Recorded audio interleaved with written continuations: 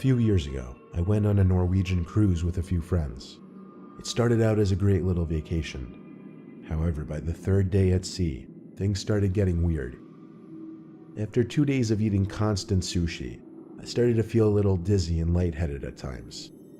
My friends told me no more sushi, as it probably had something to do with that.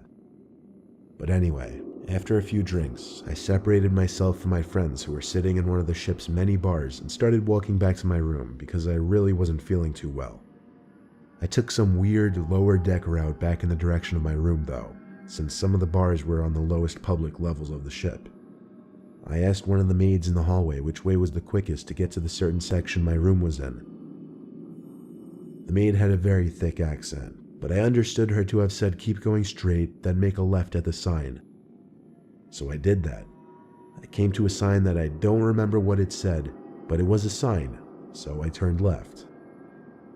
There I was in some narrow hall with a tiled floor instead of carpeting. It didn't seem like the right way to go at all. It seemed more like an employees only section. Still, I figured I'd give it a chance before turning back, and continued down this narrow hall. I came to a corner, then looked to my right, and here was the creepiest hallway you could possibly find on this ship.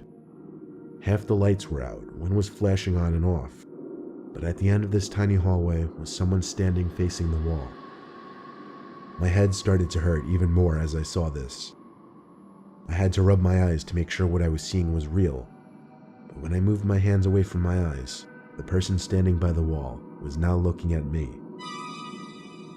Considering they were standing in the dark section of this hallway not lit up by lights, I couldn't really see much about their actual face, other than I knew they were looking at me. I turned and went back the direction I came. I walked back down the hall. The maid was gone now, however, so with my head still killing me, I managed to get back to the lobby of this floor, and at that point finding the elevators was easy. I made it back to my room easily at that point and crashed into bed. I was sure I had gotten food poisoning from the sushi because my stomach was also hurting along with my head. But anyway, I woke up at some odd hour in the night and I couldn't move. The only thing I could move were my eyes. I tried looking around the room, but my inability to move my head or sit in an upright position made seeing a lot of the room difficult. Then I remember something seemed to appear in my peripheral vision. I turned my eyes to the opposite side of the room, and there was a figure facing the wall. As I looked at it, I wanted to scream or run, but I couldn't do anything. It was as real as could be, like I knew I was seeing it. Then the head of the figure turned around to face me, but all I saw was black. The body, the face, everything about this figure just looked black. The figure started to move closer to me. The most disturbing thing about it, though, was that as it moved towards me, it didn't move its limbs. It seemed to just slowly float towards me. The figure stopped over my bed, and now I could slightly see a face to it, and I recognized it as that person I saw earlier in the night in that hallway. I don't remember exactly how long that figure stood over my bed, but suddenly I saw its mouth open twice as wide as you'd expect to be humanly possible, and out came a deafeningly real scream.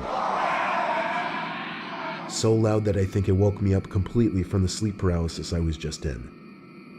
The craziest thing I remember was the scream of this sleep paralysis figure fading into the scream of my own voice as I was finally able to make noise.